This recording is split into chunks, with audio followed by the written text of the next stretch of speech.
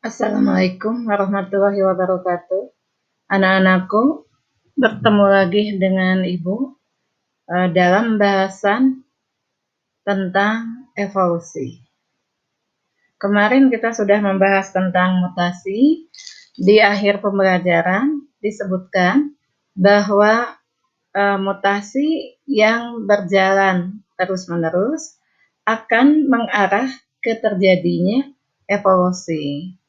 Tentunya mutasi dengan evolusi ada kesamaan, ada juga perbedaannya. Kita lihat di sini dalam perbedaannya. Kalau mutasi bahasanya sudah kita bahas, sekarang tentang evolusi. Apa sih yang dimaksud dengan evolusi? Evolusi adalah suatu proses perubahan struktur makhluk hidup yang berjalan sangat lama, bisa jutaan tahun, puluhan juta tahun bahkan, dan diwariskan kepada keturunannya.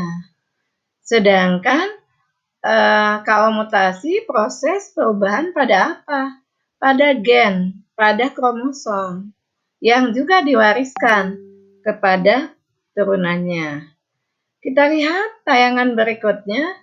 Sebelum kita membahas evolusi secara mendalam, kita akan masuk ke asal-usul kehidupan dulu.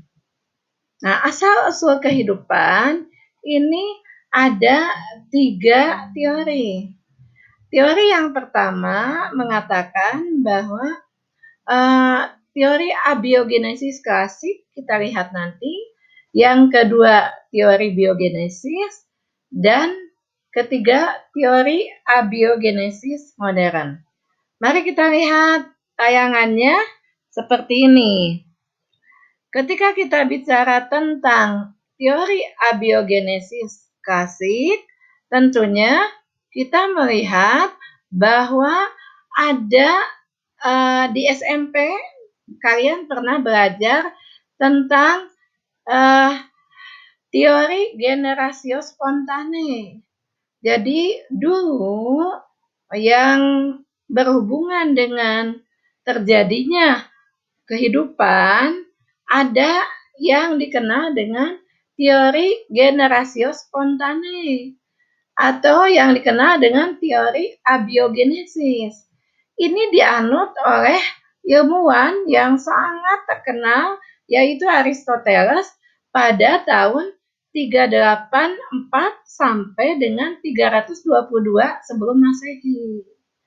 Nah, teori abiogenesis klasik ini didukung pula oleh ilmuwan yang menemukan mikroskop, yaitu Antony van Leeuwenhoek tahun 1677, abad 17 nih. Di dalam temuannya, dia bisa melihat pada air rendaman jerami ditemukan makhluk hidup atau jasad renik. Nah, ini menjadi pertanyaan.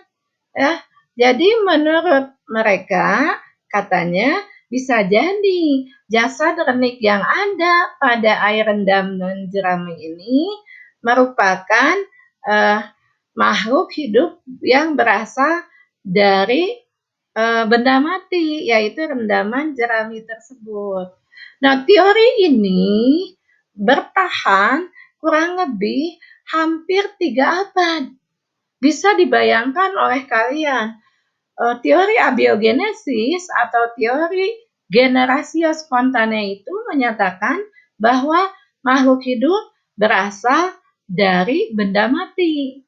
Atau ini generatio spontane, artinya makhluk hidup itu terjadi secara spontan, terjadi begitu saja. Ini yang menyebabkan menjadi masalah besar di abad modern. Masa sih makhluk hidup berasal dari benda mati? Bahkan yang lebih ekstrim itu misalnya kupu-kupu berasal dari udara atau cacing berasal dari tanah. Nah, itu yang perlu diluruskan.